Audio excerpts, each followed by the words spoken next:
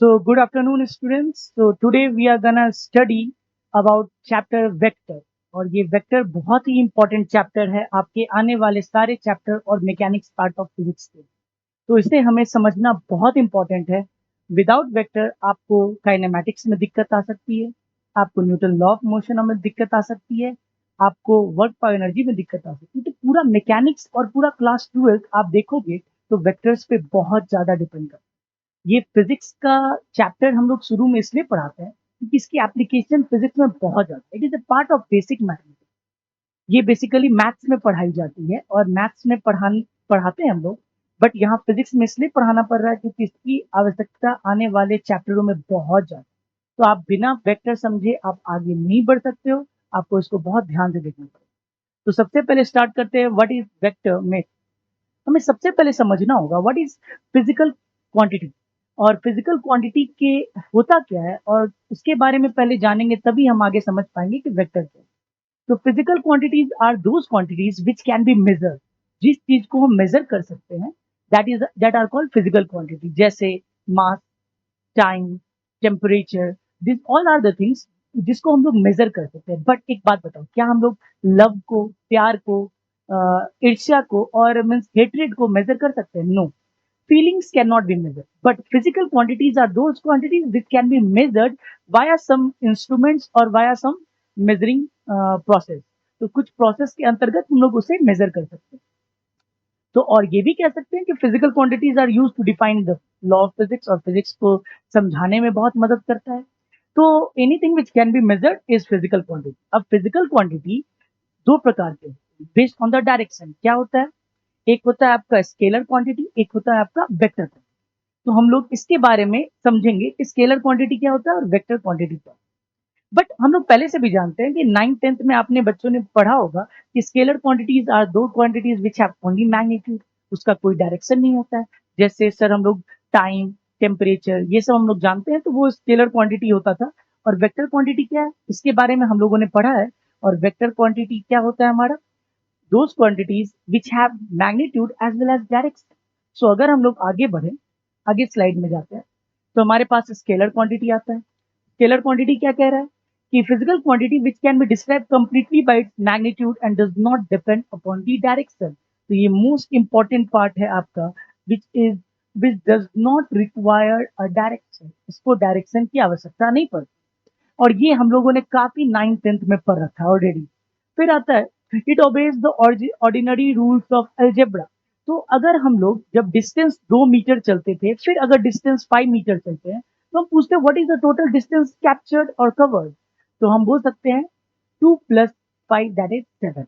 7 metre हमने cover किया। ये कैसे बोल दिया हमने?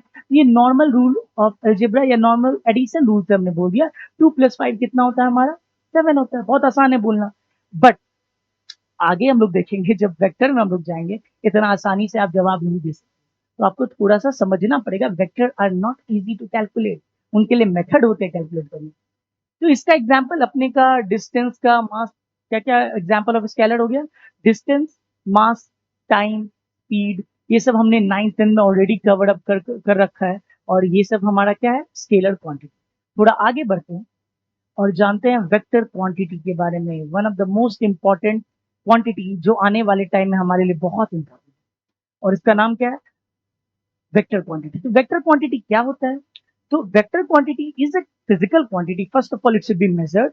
Physical quantity which has magnitude as well as direction. इसके पास मैग्नीट्यूड भी होना चाहिए और डायरेक्शन भी होना चाहिए। एग्जाम्पल में आप बोल सकते हैं, जैसे हमने उधर डिस्टेंस लिया, इधर डिस्प्लेसमेंट हो जाए। Displacement is a vector quantity, distance is a scalar quantity. तो डिस्प्लेसमेंट में आपका अ बॉडी, हम लोग एग्जांपल ले सकते हैं, a boy is walking 5 metre in the east. तो ए बॉय इज, अगर मैं एग्जांपल ऑफ डिस्प्लेसमेंट लूं, example of displacement, I hope you can see my board. तो अगर हम लोग डिस्प्लेसमेंट का एग्जांपल ले तो हम लोग कह सकते हैं a boy walking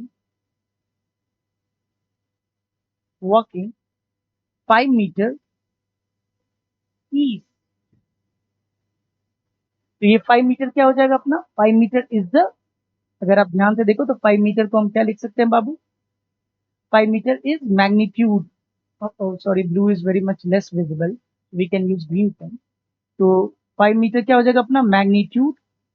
and east क्या हो जाएगा अपना? डायरेक्शन। समझ में आ रही है बातें? तो वेक्टर क्वांटिटी को एक्सप्लेन करने के लिए हमारे पास मैग्नीट्यूड भी होना चाहिए, हमारे पास डायरेक्शन भी है। Very good. अब सबसे इंपॉर्टेंट बात है कि सर क्या सारे क्वांटिटी जिसके पास मैग्नीट्यूड हो और डायरेक्शन हो, क्या हम उसे वेक्टर बोल सकते हैं?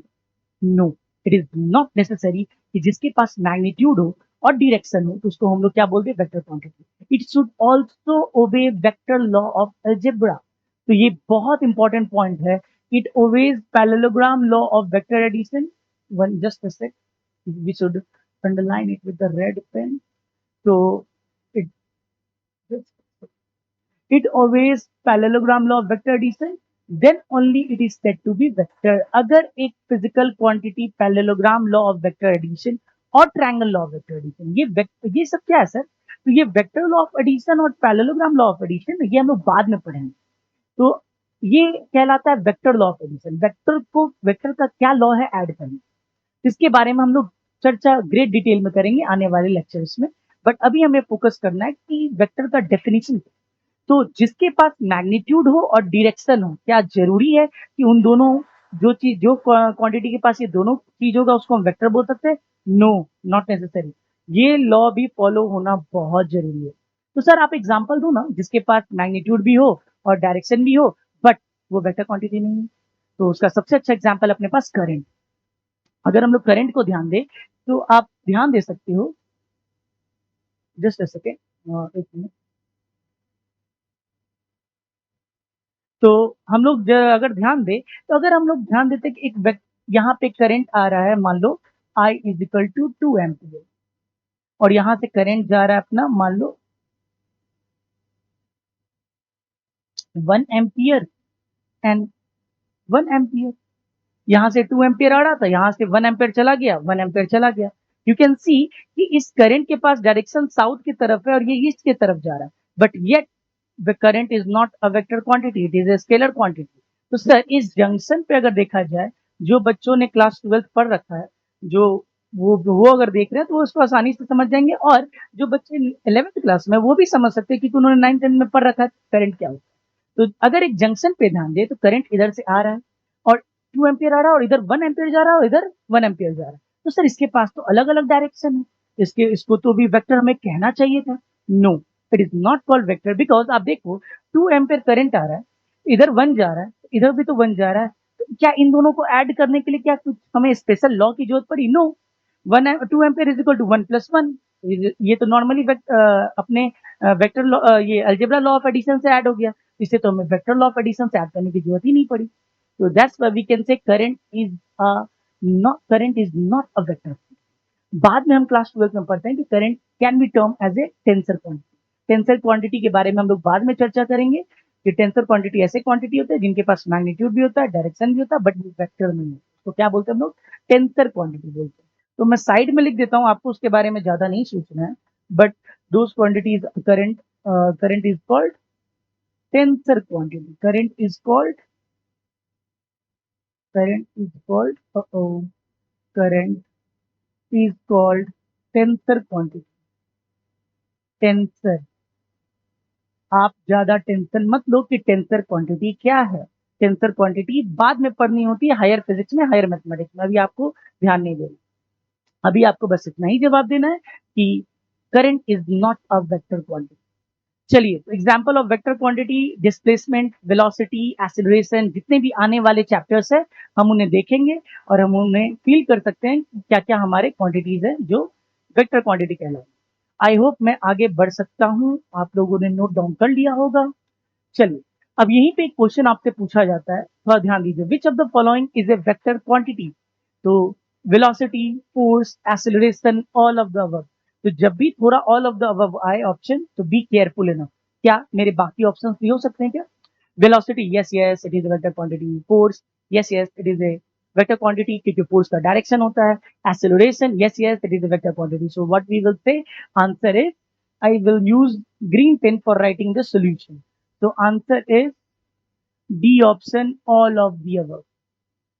आई होप ये बच्चा वाला क्वेश्चन था जो आपको समझ में आ गया होगा। वैसे भी इसमें कुछ फिजिक्स नहीं है, ये knowing the facts and then giving the answer. Next slide. Now how do we represent a vector quantity? एक वेक्टर क्वांटिटी को रिप्रेजेंट करने का तरीका क्या, कैसे हम रिप्रेजेंट कर सकते हैं? तो वेक्टर क्वांटिटी को, 1 minute, let me drink water because I am feeling thirsty. थोड़ा सा पानी पी लिया जाए फिर अपनी को कंटिन्यू करते हैं।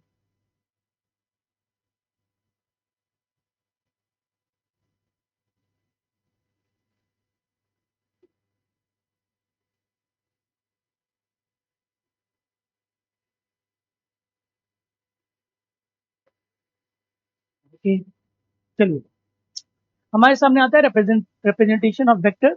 वेक्टर को रिप्रेजेंट कैसे करते हैं? तो वेक्टर का रिप्रेजेंटेशन दो तरीके से बेसिकली हम लोग करते हैं। एक होता है अपना ज्योमेट्रिक मेथड। कौन सा मेथड? जियोमेट्रिक मेथड, जिसमें थोड़ा सा डायग्राम बनाते हैं हम लोग, जिसको डायग्राम मेथड भी बोल सकते हैं। डायग्राम मेथड बुक में आपको नहीं मिलेगा डायग्राम मेथड, बट समझने के लिए बहुत आसान है डायग्राम मेथड। ओके, मैंने एसी ऑन नहीं किया, लेकिन ओपन दिस।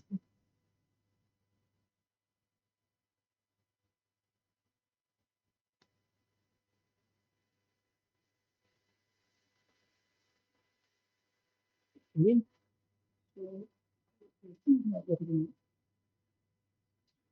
कंटिन्यू करते हैं। सो जियोमेट्रिक मेथड और डायग्राम मेथड। डायग्राम मेथड, दूसरा क्या होता है? Mathematical method. मैथमेटिकल मेथड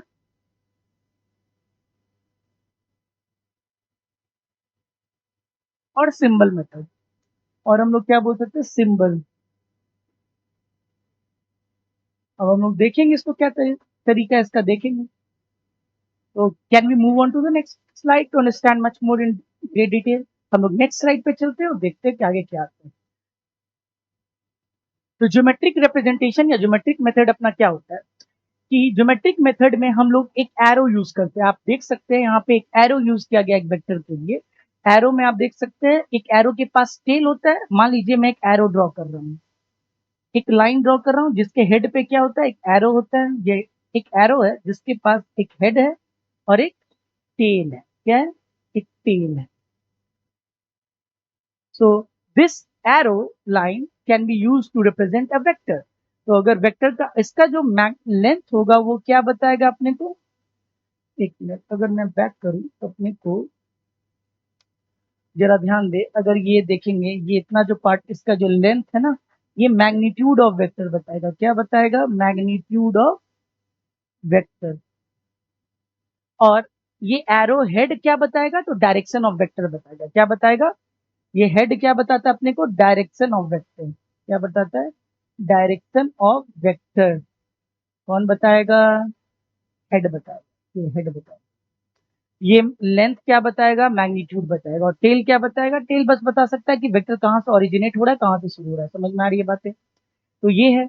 अब मान लीजिए मेरे पास दो वेक्टर है, थोड़ा समझिए इस चीज को। अगर मैं एक स्लाइड ऐड कर दूं, तो अगर मान लीजिए मेरे पास दो वेक्टर है, अगर नाम देता हूं मैं अपने वेक्टर का, तो नाम देता हूं। अगर मेरे पास एक वेक्टर है A, let me write it with green pen so that it is visible to all.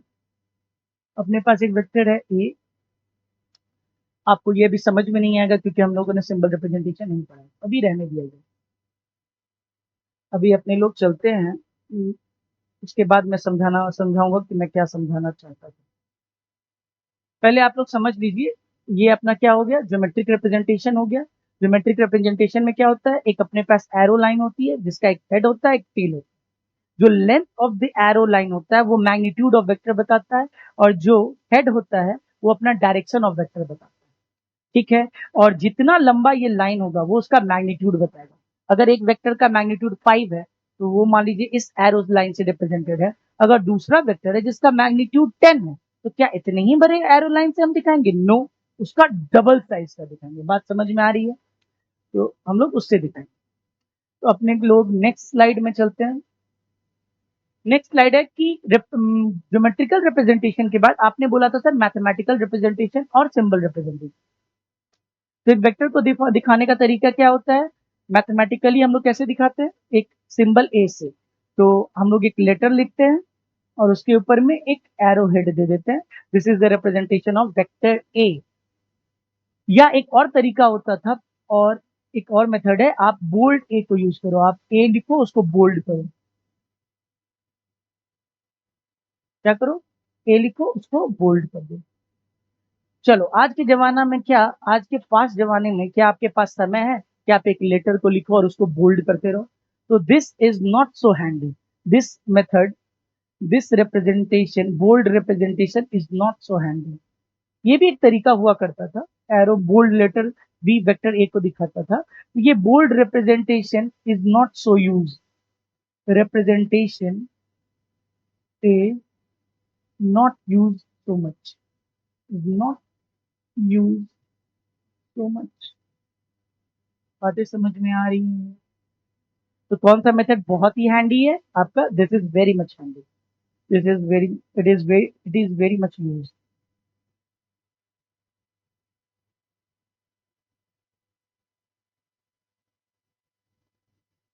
It is very much use.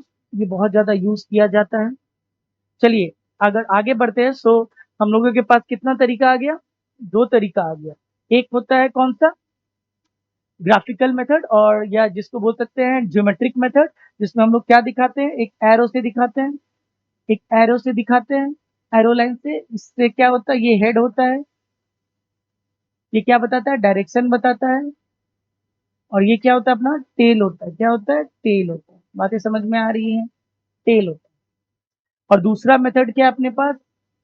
दूसरा मेथड क्या है? दूसरा method is symbol method. We use either A vector or bold A.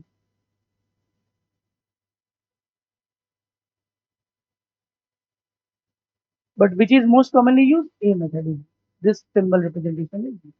Okay, so moving ahead, we can move ahead. Now, it is very much important to understand two concepts. कि बहुत important है, ये क्या बोलना चाह रहा है? If a vector is displaced parallel to itself, it does not change. Yes, मान लीजिए मेरे पास ये वेक्टर जिसका हेड इधर है और टेल इधर है। बातें समझ में आ रही हैं? अगर ये वेक्टर को मैं पैरेलली शिफ्ट करूं, देखो टिल्ट नहीं हो रहा है, पैरेलली शिफ्ट कर रहा हूं, कहीं भी पैरेलली शिफ्ट कर सकता हूं, तो ये वेक्टर चेंज नहीं करेगा। अगर ये पैरेलली शिफ्ट कर रहा हूं मैं इसे, तो ये वेक्टर चेंज नहीं करेगा। सर, अगर मैं थोड़ा टिल्ट कर दूं तो? No, direction will change, vector change हो जाएगा। अगर आप मूव करते करते करते टिल्ट कर दिए तो फिर वो बदल जाएगा। बट अगर आप इसको ऐसे पकड़े हुए हो एंड पैरेलली शिफ्ट कर रहे हो, it will not change. If it is a vector, it will remain a vector. We can parallelly shift a vector इधर उधर। याद रखें। So if you can see, A is over here, B is over here, C is over here. क्या मैं बोल सकता हूँ कि अगर मैं A को शिफ्ट करके अगर यहाँ ले जाऊं तो मुझे B मिल जाएगा? तो आप देखो, मैग्नीट्यूड दोनों का सेम है। तो A को अगर मैं स्लाइड करके यहाँ तो मुझे B मिल जाएगा, और मैं A को यहाँ से स्लाइड करके यहाँ ले जाऊं तो मुझे C मिल जाएगा। तो मुझे ये समझ में आ रहा है कि ये तीनों वेक्टर सेम है। क्यों? आगे जाके हम लोग पढ़ेंगे इक्वल वेक्टर्स के बारे में। इन तीनों वेक्टर्स का डायरेक्शन सेम है। आप देख सकते हो तीनों सेम डायरेक्शन में दिखा रहे हैं, एंड तीनों की मैग्नीट्यूड भी सेम है। आप ध्यान दे सकते हो, मैग्नीट्यूड भी सेम है। तो हम कह सकते हैं कि this all three vectors are equal. हम लोग बाद में टाइप्स ऑफ वेक्टर में पढ़ेंगे इक्वल वेक्टर्स, तब इसको डिटेल में समझेंगे। अभी कहना क्या चाह रहा है कि अगर एक को मैं पैरेलली स्लैंट करके यहाँ ले जाऊँ, पैरेलली शिफ्ट करके यहाँ ले जाऊँ, तो मुझे बी और सी मिल जाएगा। तो बराबर है, A is equal to B is equal to C. अब एक और बात, अगर मैं वेक्टर को रोटेट करता हूं तो मुझे दूसरा वेक्टर मिल जाएगा। अगर मैं थोड़े भी एंगल से रोटेट कर रहा हूं, बड़े एंगल से रोटेट कर रहा हूं, तो मुझे क्या मिल जाएगा? दूसरा वेक्टर मिल जाएगा। अनलेस अंटिल एक ऑप्शन है जिसमें सेम मिलता है। वो क्या है? वो हमें दिख रहा है। क्या? अगर वेक्टर है जूम, फिर ऐसे यहाँ 360 डिग्री से रोटेट हो जाए, अगर ये 360 डिग्री से रोटेट होते होते होते इधर आ गया, we will get the same vector. समझ में आ रही है? 180 से नहीं, 360 से रोटेट होके यहाँ आ गया। तो मुझे ए था, आप इसका अगर ये हेड मानते हो ये टेल मानते हो, तो आप अगर इसको रोटेट करोगे, रोटेट करते करते करते करते करते 360 डिग्री से करोगे, आपका हेड इधर ही आ जाएगा, we will get the same vector. आप देख सकते हो, if a vector is rotated through an angle other than 2 pi 360 degree, then we will get other vector. अब ये मत बोल देना सर अगर 720 से करे तो 720 is multiple of 360, तो again we will get the same vector. So you need to be pretty much calculative also. अगर आप 360 से लेके 360 तक की बात कर रहे हो, theta should be greater than 0 degree and should be less than 360 degree. So we will get अगर theta आपका ये है तो we will get different vector. We will get different vector. बात समझ में आ रहा है? Okay, different vector. चलिए आगे बढ़े। तो ये बहुत दो इंपॉर्टेंट पॉइंट था जो आपको याद रखनी है। चलिए next, I will be using it very often, तो उसको अच्छे से याद रखनी है। Next, which of the following expression correctly represent a vector? आपके लिए क्वेश्चन, इनमें से कौन सा एक्सप्रेशन करेक्टली वेक्टर को रिप्रेजेंट करता है? पहला वाला देखिए, एक लेटर वी है, okay. Second, a letter V with an arrow head, ये तो अभी हमने पढ़ा था, सिंबल वाला, ये सही लग रहा है। ये वाला देखिए तो 2 times of modulus of V, modulus मतलब मैग्नीट्यूड को रिप्रेजेंट करता है। We will study about this one. This is called magnitude of a vector. ये पूरा नहीं कहलाता है, मैं सिर्फ इसकी बात कर रहा हूं। ये क्या रिप्रेजेंट करता है? Magnitude of vector V, magnitude of vector V. समझ में आ रही है बात? तो magnitude will not represent a vector, ये तो वेक्टर को represent 2 times the magnitude minus a into b, no no no, and this is simply called magnitude. So last में तो ऑप्शन है ही अपने पास, what we can do, we can use this one. This is called magnitude of vector v. So इन चारों में which is representing best the vector? I think second option. So answer is second option. Answer is 2. I think everybody might be getting it. इन इसमें head छूटा हुआ है, vector representation of head is not given. Second वाले में आप totally देखो, letter है, letter के ऊपर में रिप्रेजेंटेशन है, मैथमेटिकल रिप्रेजेंटेशन। थर्ड वाले में आप देख रहे हो वो मैग्नीट्यूड की बात कर रहा है, वेक्टर पर रिप्रेजेंटेशन ही नहीं है। चौथा is talking about the magnitude of a vector, so it is not a vector. तो next, moving forward, next slide. अब आता है मोस्ट इंपॉर्टेंट, ये भी बहुत इंपॉर्टेंट है, angle between the two vectors. हम लोग एंगल कैसे निकालते हैं दो वेक्टर के बीच? तो बहुत इंपॉर्टेंट है, एंगल निकालने का 2 तरीका होता है, ध्यान से याद रखिएगा अपने को। अपना होता है या तो हेड हेड मेथड यूज करते हैं, या तो टेल टेल मेथड यूज करते हैं। हम लोग कौन सा मेथड यूज करते हैं? या तो हेड हेड मेथड यूज करते हैं, या तो टेल टेल मेथड यूज करते हैं, and we can find out the angle between the two vectors. Sir समझ में नहीं आया, थोड़ा एक्सप्लेन करिए। पूरा अगर ध्यान से देखिएगा, मेरे पास मान लीजिए 2 वेक्टर है, चलिए 2 वेक्टर रिप्रेजेंट करते हैं। मान लीजिए मेरे पास 2 वेक्टर ऐसा है और मेरे पास ऐसा है, ध्यान दे रहे हैं? 2 वेक्टर है मेरे पास, एक है सी वेक्टर, एक है मेरे पास डी वेक्टर। तो अगर ये मेरा सी वेक्टर और डी वेक्टर है तो दोनों का हेड एक ही जगह क्लास कर रहा है, यस यस। तो अगर ये एंगल आपको दिया हुआ है 30 डिग्री, तो क्या इस दोनों वेक्टर के बीच में एंगल 30 डिग्री हो सकता है? Yes we can say. But sir एक और चीज बताओ, अगर ये 30 डिग्री है तो ये भी तो हो सकता है कुछ, ये कितना हो जाएगा? ये 330 डिग्री नहीं हो जाएगा? बोल। यस 330 डिग्री हो जाएगा। कैसे सर? तो भाई टोटल एंगल कितना होता है? 360। तो अगर ये 30 है तो ये कितना हो? 330। तो अगर ये 330 है तो सर अपने हेड के बीच में एक एंगल 330 बन रहा है और एक 30 भी बन रहा है। So which one we should take? तो हम लोग छोटा वाला लेते हैं, we take smaller one, we take smaller angle, smaller of the both. बातें समझ में आ रही हैं? बिल्कुल समझ में आ रही है।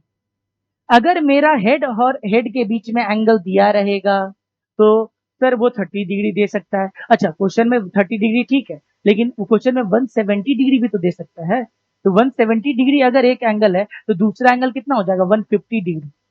नो नो 150 नहीं होगा, 170 है तो 130 प्लस 160 हो जाएगा। तो कौन सा लेंगे फिर? 160 वाला लेंगे। तो ये 30 है तो दूसरा एंगल क्या हो जाएगा? 330। क्या एंगल होगा इनके बीच में? तो एंगल हम बोल सकते हैं 30 डिग्री होगा। बातें समझ में आ रही है? एंगल इज 30 डिग्री, इसके बीच में एंगल कितना हो जाएगा? 30 degree. 30 degree is our answer. अगर मैं मार्क करूं तो 30 degree is our answer, smaller of the both line. Now अगर मैं नेक्स्ट मूव करूं कि सर मान लो मेरा एक वेक्टर ऐसा दिया हुआ है, चलो फिर से मैं वेक्टर ड्रॉ करता हूं। आ जाओ, एक वेक्टर मान लो मैं ऐसा ड्रॉ कर रहा हूं और मैं दूसरा वेक्टर ऐसा ड्रॉ कर रहा हूं। सर यहाँ पे तो एंगल ना टेल और टेल के बीच में दिया हुआ है, वो मान लो 60 डिग्री दिया हुआ है। तो अगर 60 डिग्री दिया हुआ है तो हम लोग क्या लेंगे, मान लो इसका वेक्टर का नाम है अपना ए और इस वेक्टर का नाम अपना क्या है बच्चा, बी। ए और बी के बीच में एंगल कितना दिया हुआ है, 60 डिग्री। सर 60 डिग्री दिया हुआ तो ये भी तो हो सकता है, कितना हो सकता है, टोटल 360 होता है। तो टोटल 360 के लिए अपने 60 है तो ये कितना हो जाएगा, 300 हो जाएगा। इस वक्त हमने गलत बोला था, अगर वन एंगल 170 डिग्री था तो अपना दूसरा एंगल क्या हो जाएगा, 130 प्लस 60, 190 हो जाएगा। 190 और 160 में अपने को कौन सा, 170 में कौन सा एंगल होगा, 370। क्या कहना चाह रहा हूँ, मान लो एक क्वेश्चन में देखो, एक क्वेश्चन देता हूँ। मान लो एक एंगल, एक वेक्टर मेरा ऐसा है और एक वेक्टर मेरा ऐसा है, ये मेरा सी वेक्टर है और ये मेरा डी वेक्टर है, और ये एंगल मेरे को 160 दिया हुआ है। Find angle between C and D. तो सबसे पहले सर आप ध्यान दो, ये एंगल क्या मेरा टेल टेल के बीच का है, बिल्कुल है। तो सर क्या आंसर 160 डायरेक्ट लिख देंगे। मान लो, मान लो अपने लोग को 160 नहीं दिया हुआ, अपने लोग को क्या दिया हुआ है, वन, अपने लोग को क्या दिया हुआ है, मान लो 190 दिया हुआ है। ये नहीं कि 190 दिया हुआ तो आंख बंद करके हमने आंसर क्या लिख देनी है। क्वेश्चन क्या अपना, क्वेश्चन अगर मैं लिखूं वाइट से, find angle between, find angle between E vector and D vector. तो सी और डी के बीच में कोई भी बच्चा आंख बंद करके मत बोल देना 190, very bad. You need to check what, you need to check the other angle as well. Other angle क्या है, अदर एंगल अगर 190 डिग्री है तो दूसरा क्या हो जाएगा, 360 में से माइनस कर दो, 110 प्लस 150 तो 160 डिग्री हो जाएगा। हाँ, 110 प्लस 60 170 डिग्री हो जाएगा, सॉरी ये क्या हो जाएगा, 170 डिग्री हो जाएगा। मेरी कैलकुलेशन क्या होगा ये पता नहीं। तो 170, अब इसमें दोनों में से आंसर कौन सा होगा, तो we will say answer is 170 degree, we will not say 190 degree. आंख बंद करके तुरंत 190 डिग्री मत बोल दिया करो। हालांकि 190 डिग्री ऐसा एंगल नहीं होगा, वो तो 180 से ज्यादा तो कुछ ऐसा हो जाएगा। बट मेरा रिप्रेजेंटेशन में वो कुछ भी आपको दिखा सकता है, अगर डेटा दे दिया है you have to think accordingly कि वन एंगल 190 है तो we need to calculate the other angle as well. उनमें से दोनों में से जो छोटा होगा वो हमारा आंसर होगा। चलिए थोड़ा आगे डिटेल में समझते हैं कि क्या बोलना चाह रहे हैं। सो एंगल बिटवीन द वेक्टर्स मैं बता चुका हूं, जरा पढ़िए क्या बोल रहा है ये। Angle between the to vector means smaller of the two angles. I told you already, कौन सा एंगल लेना है, स्मॉलर ऑफ द एंगल्स। तो बहुत इंपॉर्टेंट है, smaller of the two angles between the two vectors, ठीक है। When they are place tail to tail, क्या सिर्फ tail to tail, head to head नहीं, yes head to head as well, tail to tail by displacing either of the vectors parallel to itself. ये line का meaning क्या है, parallel to itself. तो ये line का मीनिंग मैं आगे समझाता हूँ, जब क्वेश्चन दूंगा तब समझ में आएगा। पैरेलल हम लोग कोई वेक्टर को डिस्प्लेस कर सकते हैं, बहुत मजेदार है, we will do some question. तो पहले ध्यान दीजिए, सर यहाँ बी वेक्टर, यहाँ ए वेक्टर है, ये एंगल थीटा है, तो ये थीटा एंगल क्या हो जाएगा, अपना एंगल बिटवीन द वेक्टर। क्या ये होगा अपना angle between the vector, no no no no no no, this is not angle between tail tail और head head. It is not angle between, it is not, it is between head tail, which is not allowed, which is not allowed, which is not allowed। so what we will do in that case, हम लोग क्या करेंगे, parallel shifting करेंगे। चलिए इस question को एक अच्छे से समझते हैं। अपना क्वेश्चन क्या कह रहा है, कुछ ऐसा था अपना क्वेश्चन, सर ऐसा है, ये थीटा दिया हुआ है, तो फाइंड एंगल बिटवीन, मान लीजिए सी वेक्टर है, ये डी वेक्टर है, find angle between, I don't know दिख रहा है क्योंकि मुझे यहाँ से तो दिखता नहीं है क्वेश्चन जो मैं लिखता हूँ, sign, find angle between C vector and D vector. तो सी और डी के बीच में अगर मुझे एंगल निकालना है तो ध्यान से देखिए, ये हेड और टेल के बीच में एंगल है तो नहीं होगा, theta is not the answer. What we can do, we can do parallel shifting. We will use what? We will use parallel shifting. हम लोग क्या यूज करेंगे? Use parallel shifting, parallel shifting. हम लोग क्या यूज करेंगे? Parallel shifting. अगर parallel shifting करते हैं तो देखो क्या हो जाएगा, ध्यान से देखिए, लिखिए मत। मान लीजिए पहले सी को हम लोग ऐसे रिप्रेजेंट करेंगे, हम लोग सी को ऐसे रिप्रेजेंट करेंगे, ठीक है, और मेरा डी ऐसे था, डी ऐसे था, तो मैं सी को पैरेलली शिफ्ट कर सकता हूँ। दिख रहा है? मैंने जूम से आगे ले गया, क्या कर दिया? जूम से आगे ले गया, तो ये मेरा सी वेक्टर कहलाएगा, सी वेक्टर कहलाएगा।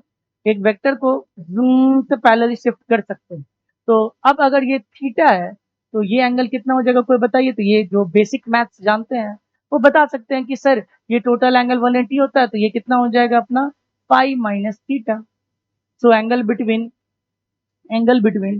सी एंड डी अपना क्या हो जाएगा, बोलिए बच्चा? सी और डी हो जाएगा pi minus theta, pi minus theta.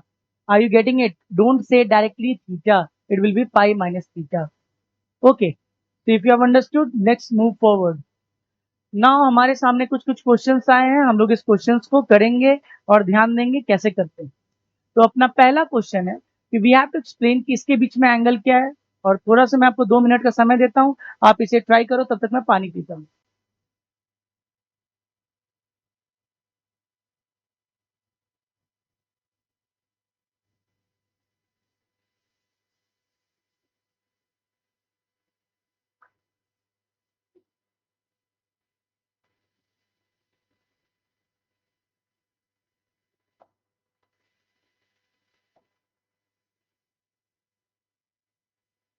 हाँ चलिए, तो अपने लोग पहला क्वेश्चन करते हैं, और पहला क्वेश्चन करते हैं, देखते हैं। सर मेरे पास एक वेक्टर ऐसा है और मेरे पास एक वेक्टर ऐसा है। सर ये तो हेड और हेड के बीच में एंगल दिया हुआ है, तो 43 degrees angle between head and head, तो अपना एंगल क्या हो जाएगा? 43 डिग्री ही हो जाएगा, सही है। बी क्वेश्चन में ध्यान दीजिए, बी क्वेश्चन में अपना एंगल जो दिया हुआ है, आप ध्यान दो, तो कोई भी बच्चा आराम से देख के बता सकता है कि सर ये तो हेड, सॉरी, ये तो टेल और टेल के बीच में दिया हुआ है, तो टेल और टेल के बीच में दिया हुआ तो एंगल क्या हो जाएगा? 30 डिग्री। बहुत इजी है, वेरी इजी। चलो C option is very good question. आपको देखो यहाँ पे एक ऐसा क्वेश्चन है और एक ऐसा है, बोलो ये एंगल कितना दिया हुआ? सर इसमें तो प्रॉब्लम है, इसमें तो प्रॉब्लम क्या है कि यहाँ पे हेड है और वहां पे टेल है। तो थोड़ा सा अगर मैं इसको थोड़ा नीटली ड्रॉ करूं, तो अपना यहाँ पे हेड है और यहाँ पे टेल है, बात समझ में आ रही है? और ये एंगल कितना दिया हुआ है? 45 डिग्री। हम लोग क्या करेंगे? वी कैन यूज, बोलो, we can use parallel shifting method. Okay, what I am going to do is I am going to parallelly shift it. ये मेरा जो भी वेक्टर है, मान लो ये मेरा वेक्टर था सी, ये मान लो मेरा सी वेक्टर है, तो ये मेरा क्या हो जाएगा? सी वेक्टर ही हो जाएगा, क्योंकि पैरेलली शिफ्ट कर दिया है। तो what will be this angle, बोलो? This will be pi minus 45, 135 degree. तो एंगल इज 135 डिग्री। सर सिर्फ सी को ही शिफ्ट कर सकते हैं क्या? हम लोग ये वाला वेक्टर नहीं शिफ्ट कर सकते? कर सकते हो, आराम से कर सकते हो। तो उसको भी करने के लिए हम लोग क्या करेंगे, अगर शिफ्ट कर देंगे तो ध्यान से देख रहे हो, इसका यहाँ टेल आ जाएगा ना, इसलिए अब टेल और टेल के बीच में एंगल हो गया। बात समझ में आ रही है? ओके, तो कैन वी डू डी? चलो डी करते हैं। तो डी करें हम लोग, डी यहाँ पे है। चलिए डी में क्या हो रहा है बोलिए? तो अपने पास बहुत इजी है ये तो। चलिए यहाँ ऐसा दिया हुआ और ये ऐसा दिया हुआ, ये एंगल 120 डिग्री दिया हुआ है। तो अगेन ये टेल टेल है या हेड हेड है? ये दोनों में से कोई नहीं है, ये हेड और टेल है। What we will do, we will parallelly shift. Parallelly shift के लिए मैं अलग सा कलर यूज कर रहा हूँ ताकि आप समझ सको पैरेलली शिफ्ट किया जा रहा है इसको। तो पैरेलली शिफ्ट करेंगे, यहाँ इसका टेल आ जाएगा, ये एंगल क्या हो जाएगा अपना, बोलिए? ये एंगल अपना हो जाएगा 60 डिग्री। तो आपको समझ में आ रहा है ये क्या हो जाएगा? 60 डिग्री हो जाएगा। तो एंगल इसके बीच में क्या हो जाएगा? 60 डिग्री। बातें समझ में आ रही है? बिल्कुल आ रही है। ये वाला चलिए देखते हैं, ऑप्शन नंबर डी। तो मैं क्या करूं, चलो ए को मैं मिटा दूं, क्या मैं ए को मिटा दूं? ई, चलो यहाँ ट्राई करता हूँ, ई, अपना ई ट्राई करते हैं। ई, तो ई यहाँ अगर ट्राई करा, आई होप कि ये बोर्ड दिख रहा है आपको, मैं नहीं दिख रहा हूँ बट बोर्ड तो दिख रहा है। ये दिया हुआ है और ऐसे दिया हुआ है, ऑलरेडी ये एंगल ऐसे करके 30 डिग्री दिया हुआ है। तो सर इट्स काइंड ऑफ, इसको हम अगर प्रोलॉन्ग कर ले तो मेरा वेक्टर तो इधर ही जाएगा ना, क्योंकि ये जो एंगल दिया हुआ है, ये जो एंगल अगर ये 30 डिग्री तो ये 150 डिग्री हो जाएगा। बट क्या 150 degree is the answer? No, क्योंकि ये तो हेड और टेल के बीच में बन रहा है, तो हम लोग पैरेलल शिफ्टिंग यूज कर लेंगे। क्या यूज कर लेंगे? Parallel shifting. और हम इधर पैरेलल शिफ्ट करेंगे तो मेरा ये क्या हो जाएगा? 30 डिग्री इज द आंसर। समझ में आ रहा है? I hope you might be getting it. चलिए नेक्स्ट स्लाइड में चला जाए। Check angle between this two vectors. What will be the angle between this two vectors? पहला, मेरा बी वेक्टर लिखा हुआ है। चलिए पहला वेक्टर का क्वेश्चन करते हैं। तो यहाँ पे बी वेक्टर लिखा हुआ और ये वेक्टर के बारे में कुछ नहीं, मान लेते हैं इसका ए नाम दे देते हैं, ए। ठीक है, तो ए है और बी है, तो क्या करें अपन? बताइए, क्या ए और बी के बीच में एंगल 60 डिग्री है? बोलो, बोल सकता हूँ? क्या बोलूंगा? गलत, रॉन्ग। 60 डिग्री जो बोल रहा है वो गलत हो जाएगा। क्या होगा? अपने लोग ए वेक्टर बनाएंगे, बी वेक्टर बनाएंगे और क्या कर देंगे? प्रोलॉन्ग कर देंगे। प्रोलॉन्ग के लिए मैं क्या यूज कर रहा हूँ? रेड यूज कर रहा हूँ। ये ए हो जाएगा। क्या इसका यहाँ पे इसका टेल आ जाएगा? आ जाएगा टेल। तो अगर ये एंगल अपना 60 डिग्री है, क्वेश्चन में जो दिया हुआ है उसको ऑरेंज से कर रहा हूँ मैं, और जो मैं कर रहा हूँ इस क्वेश्चन में एक्स्ट्रा एफर्ट, जो एक्स्ट्रा एफर्ट लगा रहा हूँ उसके लिए मैं रेड पेन यूज कर रहा हूँ, तो ये 120 डिग्री। कितना हो जाएगा? 120 degree. Why? Because summation of angle is 180 degree. तो यहाँ पे क्या हो जाएगा? बोलो, 120 डिग्री। तो 120 डिग्री अपना आंसर हो जाएगा। क्या हो जाएगा? 120 डिग्री। बातें समझ में आ रही है? ये चेक करिए, तो ये एंगल इसका तो 45 डिग्री एंगल होगा कि नहीं होगा? सर हेड और हेड मिल रहा है, 45 डिग्री इज द आंसर। क्या ही करना है यार, बहुत इजी क्वेश्चन था। चलिए नेक्स्ट आगे बढ़े। Find the angle between all the vectors. इसमें कितने वेक्टर है? तो पी है, क्यू है, आर है, 3 वेक्टर है। आपको निकालना है पहला। चलिए मैं क्वेश्चन लिख देता हूँ, आप इसमें दिमाग लगाओ जरा। इसमें आप एंगल निकालो, P and Q. Second angle P and R. ठीक है, तीसरा एंगल आर एंड क्यू। जो लोग मैथ्स में परमुटेशन कॉम्बिनेशन 3C2, 3 कॉम्बिनेशन बनेगा। I don't think any other combination, P Q P R Q R, बस ये तीनों कॉम्बिनेशन बनेगा। थोड़ा दिमाग लगाइए। अगर मैं ड्रॉ करूं, थोड़ा आप दिमाग लगा सकते हो पॉज करके। मैं करूं क्या? मैं करता हूं।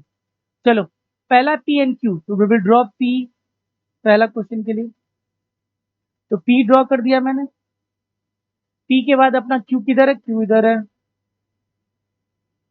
तो पी और क्यू के बीच में एंगल कितना बन रहा है? तो ये 30 डिग्री दिया हुआ है, बट क्या 30 डिग्री होगा क्या? अरे बोलना भाई, 30 डिग्री होगा क्या? No sir, we will have to prolong it, we have to parallel shift it. तो पी वेक्टर मेरा इधर आ जाएगा। बोल, यहाँ मेरा क्या आ जाएगा? टेल। ये एंगल कितनी हो जाएगी? 150 डिग्री। तो पहला आंसर अपना क्या है? 150 डिग्री। आई होप आपको समझ में आया हो। दूसरा क्वेश्चन क्या है? दूसरा क्वेश्चन का, चलिए करते हैं।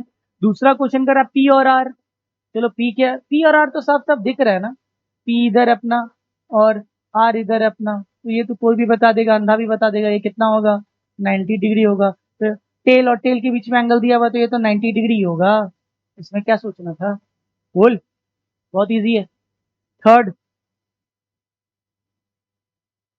अगर आप घर पे भी बैठे हो तो बोलने बोलने बोलता हूँ तो बिल्कुल बोला करो, तो आपको अंदर से फीलिंग आएगी सर सुन रहे हैं। ऐसा कोई सुन नहीं रहा हूँ, बट फीलिंग आएगी यार। चलिए, third, R and Q. R and Q को अगर देखते हैं तो अपना आर ऐसे है और क्यू ऐसे आके मिल रहा है। ओ, आर ऐसे और क्यू ऐसे आके मिल रहा है। सर अगर ये जो एंगल, अगर मेरे को ये पता चल जाए ये एंगल, तो मेरा काम बन जाएगा। काम कैसे बन जाएगा? तो ये दोनों एंगल किसके बीच में हो जाएगी? ये छोटा करना पड़ेगा यार, मेरे छोटा लेनी पड़ेगी। बैक कर लेता हूँ छोटा सी। ओहो,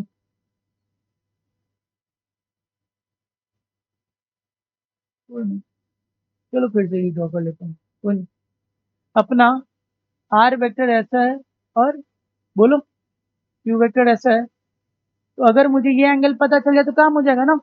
ये एंगल तो दिया हुआ है 60 डिग्री, तो उसमें तो कुछ था ही नहीं। अरे बोल, 60 डिग्री आंसर खत्म। ये तो आराम से पता चल रहा है, खत्म। अगला करें, चलो नेक्स्ट। हाँ, 150 degree, 60 degree, 90 degree. I think we have got this thing answer only, solution is right. चलो नेक्स्ट। टाइप्स ऑफ वेक्टर, तो अब हमारे पास क्या आएंगे, types of vector. Different different types of vector अपने पास आने वाले हैं। थोड़ा थ्योरेटिकल है बट समझना पड़ेगा, ग्रेट डिटेल में आपको समझना पड़ेगा। हर वेक्टर का कुछ मीनिंग है और आप समझोगे तभी आप आगे बढ़ सकते हो और आपको समझ में ज्यादा आएगा। पहला है पैरेलल वेक्टर्स। तो पैरेलल वेक्टर्स क्या होते हैं सर? तो पैरेलल वेक्टर क्या होते हैं समझा रहा हूं। क्या दो वेक्टर को हम लोग पैरेलल, पैरेलल लाइंस आप बचपन से पढ़ते आए हो। तो पैरेलल लाइंस क्या होते हैं? Any those lines which does not meet each other and which run parallel to itself. तो ये दोनों लाइन पैरेलल लाइंस। क्या ये दोनों लाइन पैरेलल लाइंस है? आपको दिख रहा है ये ब्लैक पेन ऐसा है सीधा मेरे हाथ में और ये ऐसा है। क्या ये दोनों पैरेलल लाइन है? No, these are called skew lines. I hope you are getting it. These are called, ये अब parallel line, these are called skew line. समझ में आ रहा है? ये आपको क्या है, अगर आप देखोगे ऐसे ऐसे, ये स्क्यू लाइंस है बट ये पैरेलल लाइन। तो स्क्यू लाइंस के बारे में मैथ में पढ़ाया जाता है, आपको ज्यादा सोचना नहीं है। अगर ये मेरा वेक्टर है और ये मेरा वेक्टर है, दोनों का एरो देख लीजिए, ये इसका बॉल पॉइंट है। जिधर बॉल पॉइंट है उधर हेड मानिएगा। इसका बॉल पॉइंट इधर है तो इसका हेड इधर मानिएगा। अगर बोलिए क्या हो जाएगा? ये दोनों क्या है, पैरेलल लाइन। क्या अब ये पैरेलल लाइन है? इसका डायरेक्शन इधर, इसका, क्या ये अब पैरेलल लाइन है? हाँ है। आपको लगेगा नो सर ये तो एक ही लाइन में है, टकरा जाएगा। तो क्या पैरेलल लाइंस कभी नहीं मिलते हैं? But vector can be parallelly shifted. तो अगर ये दोनों ऐसे हैं तो इसको मैं शिफ्ट करके यहां ला सकता हूँ, मैं पैरेलली शिफ्ट कर सकता हूँ। Now both this two are parallel lines. इसकी भी एरो इधर है, अपनी भी एरो इधर है। समझ में आ रहा है? तो दोनों की एरो इधर है। समझ में आ रहा है? दोनों की एरो इधर और इधर है, तो they are parallel lines. But ऐसे कर दूं तो दे आर, अब ऐसे कर दूं तो दे आर एंटी पैरेलल। इसकी डायरेक्शन इधर और इसकी डायरेक्शन इधर, दे आर एंटी पैरेलल। समझ में आ रहा है? तो पहले what are parallel lines? Parallel lines A and B क्या हम पैरेलल लाइंस बोल सकते हैं? बिल्कुल पैरेलल लाइंस है। तो ये दोनों पैरेलल लाइंस है। 1 मिनट। हाँ, मान लीजिए आपके सामने क्वेश्चन पूछा जाता है कि क्या ये दोनों पैरेलल लाइंस है, ये ए वेक्टर और ये बी वेक्टर, क्या ये पैरेलल लाइंस है? सर ये तो एक ही लाइन पे है, तो ये पैरेलल लाइन कैसे? हाँ है, क्योंकि आप बी को पैरेलली शिफ्ट कर सकते हो। क्या कर सकते हो? पैरेलली शिफ्ट कर सकते हो। पैरेलली मैं शिफ्ट कर रहा हूँ इसको। मैं इसको यहाँ ड्रॉ कर सकता हूँ, मैं इसको यहाँ ड्रॉ कर।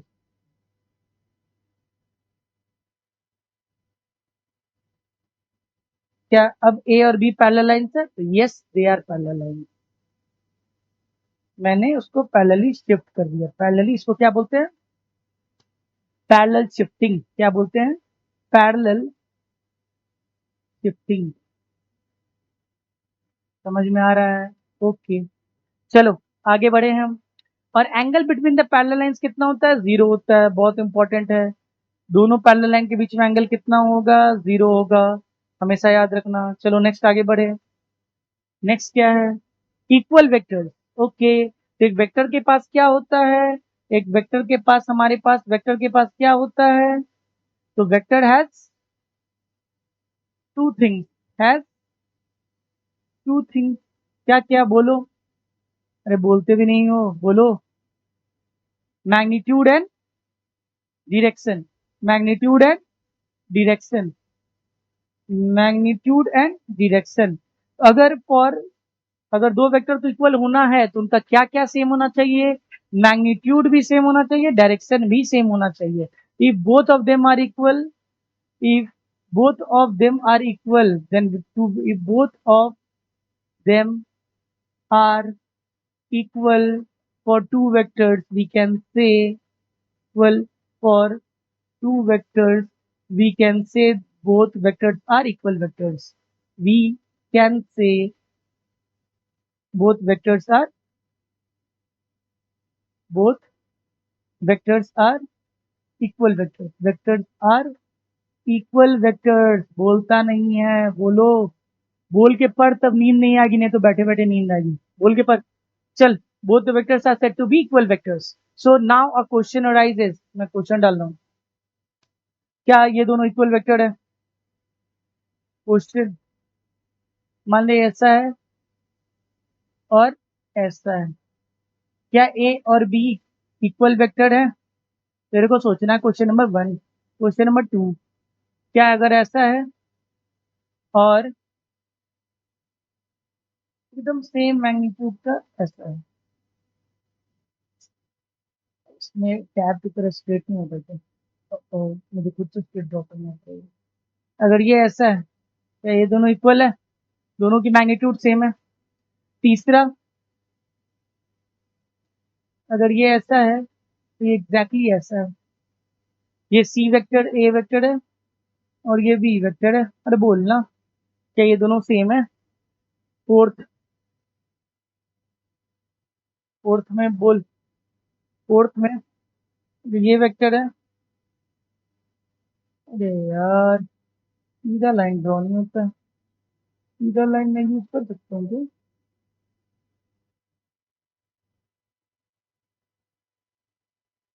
तो चल मैं खुद से ड्रॉ करता हूँ। ये ए है, बोल।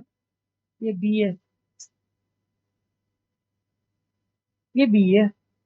किसमें both vectors are, which of the following are equal vectors? Which pair of the following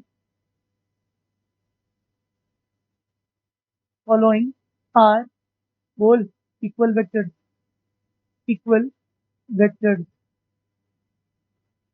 बोल। इसमें से कौन सा इक्वल है? बोल। आंसर देखे तो सब कोई बोल रहा है ऑप्शन नंबर 4 सही बोल रहा है। Very good. So if you see, these are not, why not? Magnitude is not same, magnitude different है। दिख रहा है? यस। अगर इसकी बात करें, नो, डायरेक्शन इज डिफरेंट। समझ में आ रहा है? ओके। ये एकदम एंटी पैरेलल है। No, direction is opposite, is opposite, these are not equal. ये यस इक्वल है, इक्वल वेक्टर। बोल। बहुत इजीली समझ में आ रहा है इक्वल वेक्टर क्या होता है। चल आगे बढ़े। Okay, anti parallel vectors. Anti parallel vectors क्या है अपना? Those vectors which have exactly opposite direction, बिल्कुल ही अपोजिट डायरेक्शन होना चाहिए। ये अगर ईस्ट जा रहा है तो इसे वेस्ट जाना है। They are called anti parallel. और उनके बीच में एंगल क्या हो जाएगा? एग्जैक्टली अगर एंगल देखिएगा तो एग्जैक्ट उनके बीच में एंगल क्या होगा? 180 डिग्री होगा। क्वेश्चन, अगर मान लीजिए आपके पास है एक ऐसा वेक्टर है ए और आपके पास दूसरा वेक्टर है बी, तो क्या कैसे एंगल निकालें इनके बीच में? बोलो। तो are they anti parallel? Yes. Answer क्या हो जाएगा? बोल। यस। एंगल कैसे निकालेंगे? Find angle. अगर इनके बीच में एंगल पूछ देता है तो बोल, फाइंड एंगल। तो we can do parallel shifting angle. तो मैं इसको पैरेलली शिफ्ट कर रहा हूँ। पैरेलली अगर शिफ्ट करूँ, देखो, इसको मैं पैरेलली शिफ्ट कर रहा हूँ। तो पैरेलली शिफ्ट करूँ तो ऐसा बन जाएगा क्या? देख, पैरेलली शिफ्ट करूँ तो ऐसा बन जाएगा क्या? ए वेक्टर, यस बन जाएगा। What is angle between tail to tail? 180 degree. क्या होता है? 180 डिग्री। तो बोल, समझ में आ रहा है कि नहीं आ रहा? बहुत इजी है, कुछ है नहीं इसमें। चल नेक्स्ट आगे बढ़े।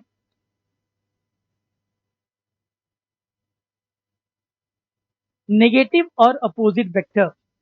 एक वेक्टर को अपोजिट कब बोलेंगे? तुम्हारा एकदम अपोजिट वर्जन क्या होगा? जो भी तुम्हारा नेचर है जस्ट उसका उल्टा। तो अगर ये राइट डायरेक्शन में जा रहा है तो एकदम लेफ्ट जाए, उसका मैग्नीट्यूड सेम होना चाहिए। Then they are called equal and opposite. They are not equal, they are opposite. They are equal in magnitude, they are not equal vectors. I am telling you, they are not equal vectors. Equal vector का direction, magnitude सब same है, but इसका magnitude same है, direction exactly opposite. तो vectors which have equal magnitude, बहुत important point है, थोड़ा समझ के। इन दोनों का देखो मैग्नीट्यूड एकदम इक्वल है, बट एकदम डायरेक्शन जस्ट इसका अपोजिट। एकदम just opposite direction, they are called negative और अपोजिट वेक्टर्स. तो A B and B are negative vectors. Yes, we can say because they are exactly equal and they're opposite. Next है A B and minus B. तो we can say, यहाँ पे एक लिखने का तरीका होता है, बहुत अच्छा लिखने का तरीका क्या है कि ए बी वेक्टर, जो वेक्टर हम ऐसे डिनोट करते हैं, जब तक आप ऊपर में एरो नहीं देखो वो वेक्टर नहीं है. जो ए बी वेक्टर है ना, वो जस्ट नेगेटिव है. नेगेटिव मतलब जस्ट उल्टा है किसका? B A vector. B A vector कैसा होगा? Tell me B A vector. If this is A B vector, तो बी ए वेक्टर किधर होगा? ये हो जाएगा बी ए वेक्टर. समझ में आ रहा है? ये बी ए वेक्टर होता है. तो बी इधर होता है और ए इधर होता है, इसको हम लोग क्या बोलते हैं? B A vector. हालांकि एरो एक ही तरफ दिखाते हैं, ये जस्ट वेक्टर नोटेशन. आप ये मत बोलो सर एरो के इधर क्यों नहीं दिखा रहा, वो मतलब नहीं. मतलब ये कि ऊपर में बस एक एरो होना चाहिए, रिप्रेजेंट द वेक्टर. तो बी आपका इनिशियल पॉइंट ये है, फाइनल पॉइंट ए है. इसमें आपका इनिशियल पॉइंट ए होगा और फाइनल पॉइंट आपका क्या होगा? बी होगा. फाइनल पॉइंट बी होगा. तो this is B A vector, A B vector, both are opposite. Negative क्या बताता है? Just opposite of each other. बात समझ में आ रही है? चलिए नेक्स्ट बोले. को इनिशियल वेक्टर्स मतलब सारे, all those vectors which originate from the same point. तो आप ध्यान देखो, ये भी यहीं से ओरिजिनेट हो रहा है, ये भी बी भी वहीं से हो रहा है, सी भी वहीं से हो रहा है, ए भी वहीं से हो रहा है. They all have same initial point of, we can say initial point from where they are generating. तो तीनों का सेम पॉइंट है जहां से तीनों निकल रहा है, जर्मिनेट हो रहा है या निकल रहा है. तो ABC are called coinitial vectors. इतना ये काम का नहीं है, इतना this is not so important. Collinear vector is important and you need to understand collinear vector मतलब क्या होता है. दो वेक्टर्स और तीन vectors which lie along the same line are called collinear vectors. तो क्वेश्चन आपसे पूछा जाए, मैं एक क्वेश्चन पूछना चाहता हूँ. Which lie along the same line. Question, क्या ये वेक्टर और ये वेक्टर कोलिनियर है? सोच के बोलिएगा. Are they collinear? बहुत बच्चा जवाब देंगे no sir, A vector and B vector are not collinear. ये दोनों कोलिनियर नहीं है. आप बोलोगे कोलिनियर नहीं है, बट मैं बोलूंगा यस दे आर कोलिनियर. कुछ बच्चे बोल सकते हैं कि हाँ सर हैं. कैसे? We can do what? We can do parallel shifting. अगर पैरेलल शिफ्टिंग करेंगे तो मेरा बी वेक्टर किधर आ जाएगा? यहाँ आ जाएगा. It is lying along the same line. तो yes they are, yes they are. समझ में आ रहा है? अगर मैं सवाल पूछूं आपसे कि क्या ये दोनों वेक्टर कोलिनियर वेक्टर है? अगर ये मेरा कोलिनियर है, ये मेरा कोलिनियर वेक्टर है, बोल.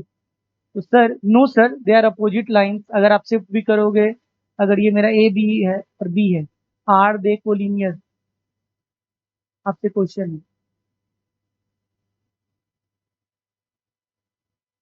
क्या ये दोनों कोलिनियर है?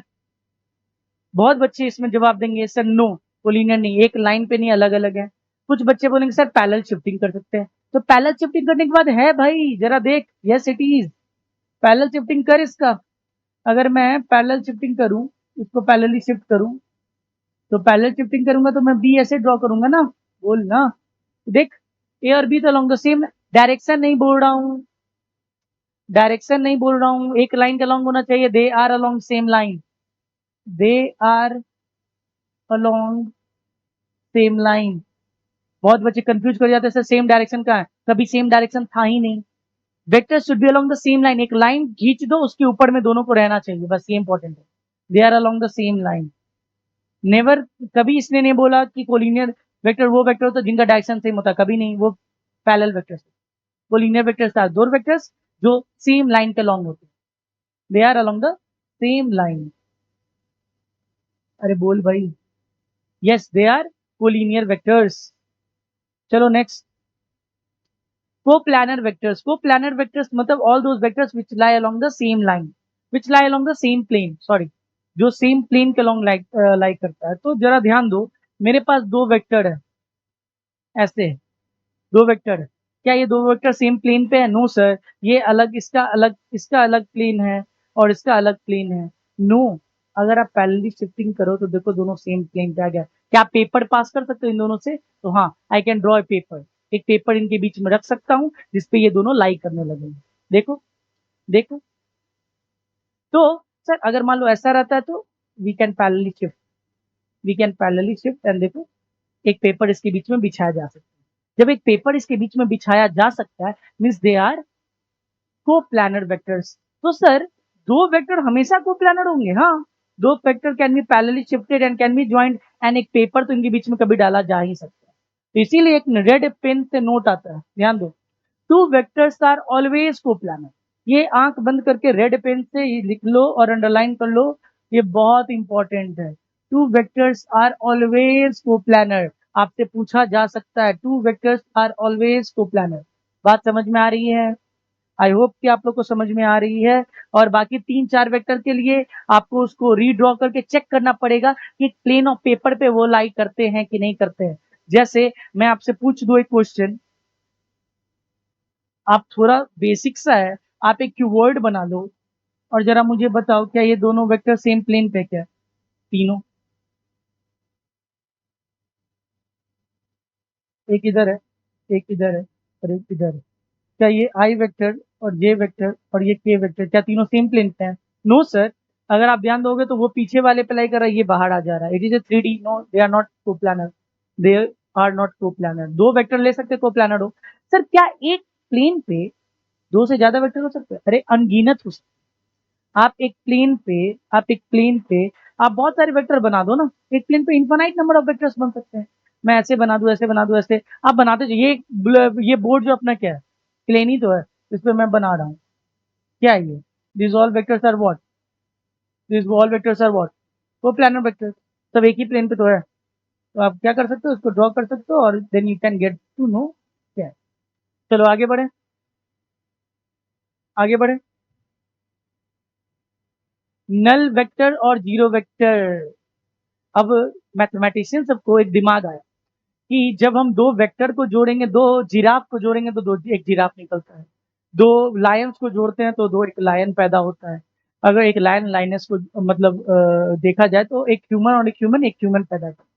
तो जब दो वेक्टर को ऐड किया जाए तो हमें क्या मिलना चाहिए? एक वेक्टर ही मिलना चाहिए। तो प्रॉब्लम कहाँ लाई किया कि मान लो मैं ए वेक्टर लेता हूं और उसके साथ एडिशन कर देता हूं माइनस ए वेक्टर। बात समझ में आ रहा है? अगर वेक्टर नहीं समझ में आ रहा तो थोड़ा सा दिमाग लगाओ। मैं खड़ा हूं, मेरे को 5 न्यूटन से कोई इधर खींच रहा और मेरे को 5 न्यूटन से कोई इधर खींच रहा, तो नेट फोर्स मेरे ऊपर कितना हो जाएगा? तो बच्चा बोलेगा जीरो। गलत। Zero vector. Addition of two vector should give me a resultant of not zero, a zero vector. दो वेक्टर को ऐड करने पे मुझे आंसर वेक्टर ही आना चाहिए। आपको अगर आंसर जीरो आ रहा है तो जीरो फिर स्कैनर्ड हो जाएगा। इसलिए मैथमेटिशियंस को एक नल वेक्टर करके एक जीरो वेक्टर करके डिस्कस मीन्स नेमिंग करना पड़ा कि ऐसा भी चीज होता है। बात समझ में आ रही है? अगर आप एक वेक्टर को जोड़ोगे और एक और वेक्टर को जोड़ोगे तो दोनों वेक्टर को जोड़ के एक वेक्टर ही मिलना चाहिए। बट अगर एग्जाम्पल है कि मेरे पे 5 न्यूटन लग रहा है, मेरे पे 5 न्यूटन इधर लग रहा है, तो दोनों both are equal and opposite vector, तो नेट रिजल्टेंट कितना हो जाएगा? मैं किधर मूव करूंगा, लेफ्ट या राइट? तो I will not move, I will have zero resultant. तो जीरो वेक्टर होना। समझ में आ रहा है? तो इसकी इंपॉर्टेंस आपकी मैथमेटिक्स वेक्टर एक्सप्रेशन मैथमेटिक्स के तौर पे लिखते तो बहुत ज्यादा हो। तो this is little bit important. Note में क्या लिख सकते हैं? देखिए वही चीज मैं बोल रहा था, ए वेक्टर और माइनस ए वेक्टर को ऐड करेंगे तो मेरा रिजल्टेंट क्या हो जाएगा? जीरो। और zero is a zero vector is a zero vector और नल वेक्टर। रिप्रेजेंटेशन कैसे होता है? जीरो वेक्टर से। बात समझ में आ रही है? Okay, next can we move in the next slide? Yes we can move. Now this is the most utter most important vector, that is called unit vector. बहुत बहुत बहुत बहुत बहुत बहुत बहुत आपको ये बहुत इंपॉर्टेंट है और आपको ध्यान से समझना है। मैं आपसे पूछ दूं, मैं पानी पी लो यार, बोलना पड़ रहा है, बोलना पड़ रहा है, प्यास लगती है।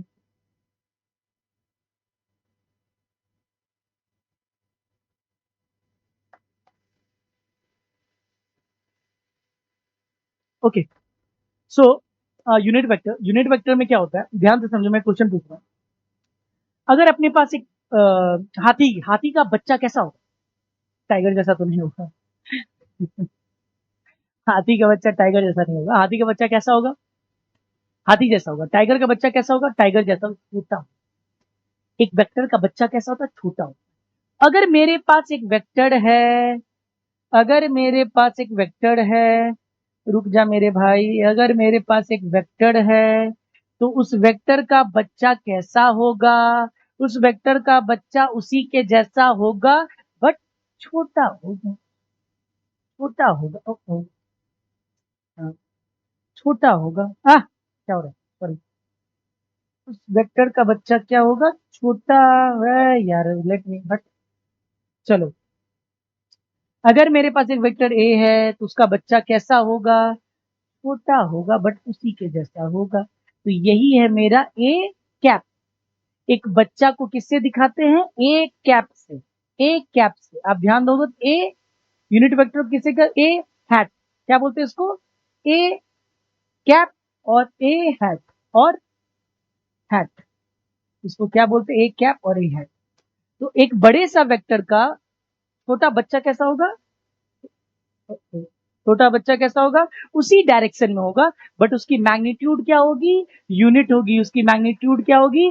छोटी होगी, 1 होगी।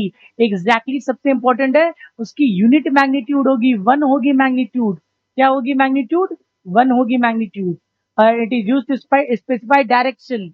ये डायरेक्शन बताता है। ए कैप डायरेक्शन बताता है। किसका डायरेक्शन बताता है? ए का बताता है। A cap tells me the direction, tells me direction, but किसका? किसका?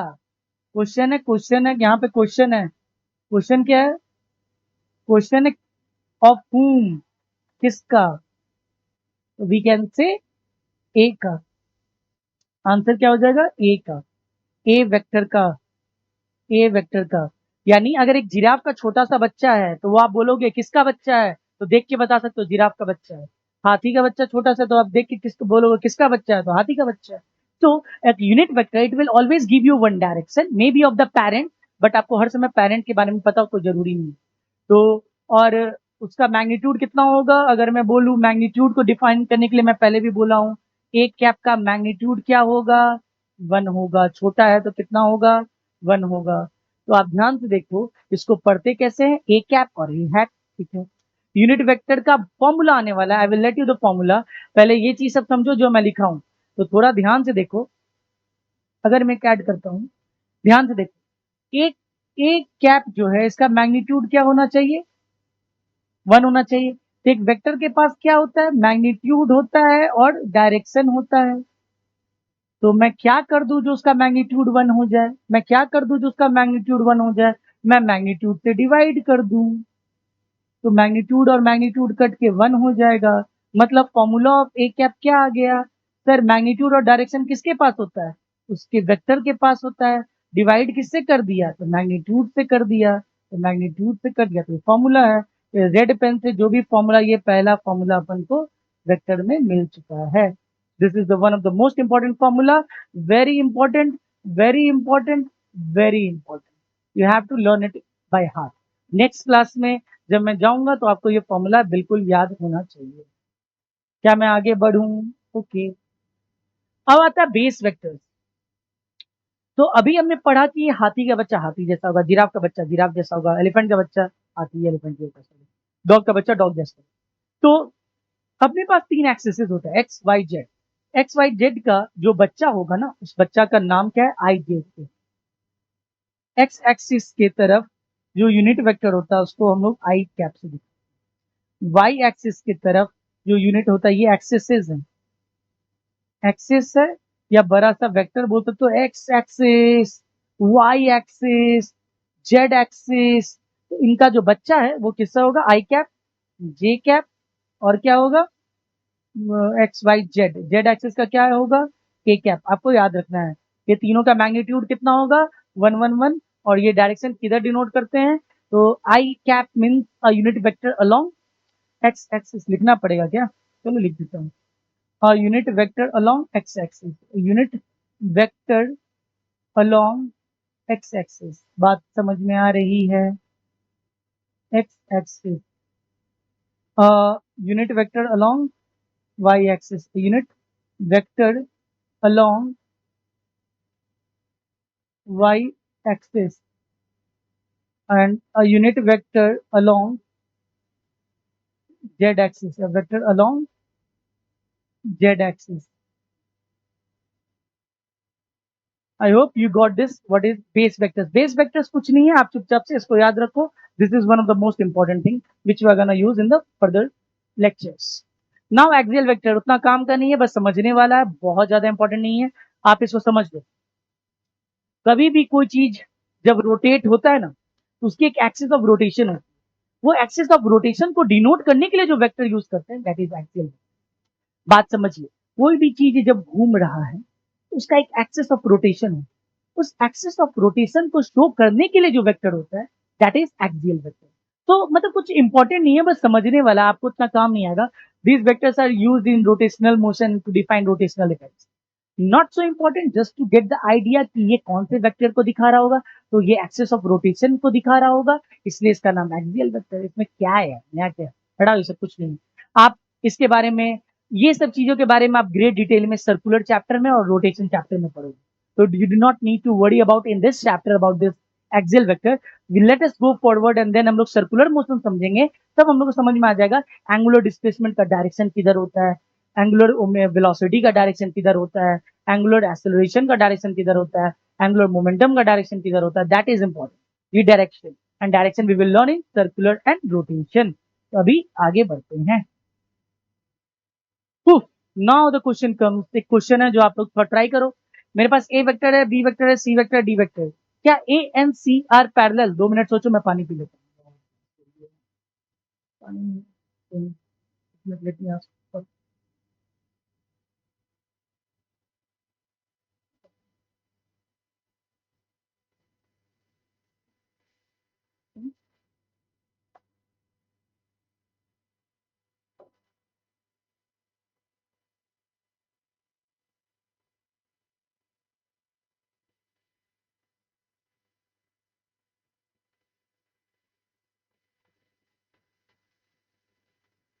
बच्चों बना तब बताइए. अगर बन गया तो मैं डिस्कस करूं. चलो मैं डिस्कस करता हूँ. क्या है ये? ए एंड सी वेक्टर आप पैरेलल, क्या हम बोल सकते हैं ए और सी पैरेलल है? ए वेक्टर ऐसे की तरफ है, सी भी ऐसे. Yes they are parallel. तो पहला option is true. Second option देखते हैं. A and C are, A and C and B and C. A और सी क्या एंटी पैरेलल है? A and C and B and C? नहीं नहीं नहीं. A and C are anti parallel and B and C are, क्या बोल रहे हैं? A and C and B and C are anti parallel. A and C, क्या A and C and B and C are anti parallel? No, two is false. A और C कब से anti parallel हो गया? ए और सी तो parallel है. A and C anti parallel कब हो गया? False. C and D are coinitial. C और डी कोइनिशियल है. Yes, 3 is 2. चौथा, A B C D are coplanar. A B C D क्या को प्लानर? सर सारे एक ही प्लेन में दिख रहा है. यस, 2. इजी है, कुछ था नहीं इसमें. चलो समझ में आ गया होगा. नेक्स्ट, अब अपने पास है, थोड़ा ध्यान से देखा जाए तो अगर मैं ध्यान से देखूं तो F1 वेक्टर, एक एफ फोर्स वेक्टर है अपने पास जो कि नॉर्थ के. अगर आप थोड़ा सा डायरेक्शन कन्वेंशन समझते हो तो ये नॉर्थ होती है, अगर आपको पता हो. ये साउथ होती है, ये ईस्ट होती है, ये वेस्ट होती है. हाँ या ना, ये हमें पता है. तो एक वेक्टर मेरा 10 न्यूटन नॉर्थ की तरफ है, एक किधर है? अपने ईस्ट की तरफ. विच of the following is true और फॉल्स? चलो पहला देखो. पहला क्या बोल रहा है कि क्या मॉड ऑफ F2 वेक्टर और मॉड ऑफ F1, क्या F1 का मैग्नीट्यूड और F2 का मैग्नीट्यूड इक्वल है? तो 10 10. Yes yes yes yes. 2 2 2 2 2 2 2 2 2. Second, क्या F1 वेक्टर और F2 वेक्टर सेम है? बोल, क्या F1 वेक्टर और F2 वेक्टर सेम है क्या? F1 तुम्हारा ऊपर की तरफ है, F2 इधर की तरफ. How come they are same? अगर दो वेक्टर को इक्वल होना तो क्या क्या सेम होना चाहिए? Magnitude and direction. ध्यान रखने का, क्या सेम होना चाहिए? Magnitude and direction. So this is not true, false. They are not equal vectors. They are not equal vectors. कभी भी कोई चीज पढ़ते हो अगर फॉल्स है तो you should know the reason. बस तुक्काबाजी नहीं करना कि फॉल्स है तो फॉल्स है. They are not equal vectors. उनका क्या अलग है? Direction is different. Direction is different. अगर आपको राइटिंग नहीं समझ में आ रही है तो मेरे बोलने की चीज को सुनो, क्या मैं बोल रहा हूँ. टीसी, क्या F1 वेक्टर और F2 वेक्टर परपेंडिकुलर है? Obviously perpendicular. कोई अंधा भी देख के बता देगा ट्रू. अंधा देख के नहीं बता सकता, छू के तो बता ही सकता है. आई एन जे ब्रायन लिपि चलती उनके लिए, तो ब्रायन लिपि पे वो हाथ डाल के बता देते। चलो देखो ध्यान दो, i vector and j vector are equal. क्या आई कैप और जे कैप इक्वल होता है क्या? अरे आई कैप किधर होता है भाई, क्या अपने बोर्ड आई है? आई कैप किधर होता है? आई कैप अपना इधर होता है, दिस इज आई कैप। और जे कैप किधर होता है? जे कैप ऊपर होता है। How come they are same? No no, totally wrong, false, हट, फॉल्स, कुछ भी बोल रहा है, false. Mod of I cap is equal to mod of J cap, yes yes yes yes yes, दोनों की मैग्नीट्यूड 1 होती है, यस 2। क्या F1 vector equal to F2 vector? ये तो सेम हो गया, फॉल्स, सेम है, B M same, F1 F2 F1, अरे यार सेम, चलो कर लिया आपने ने, आगे बढ़ते हैं।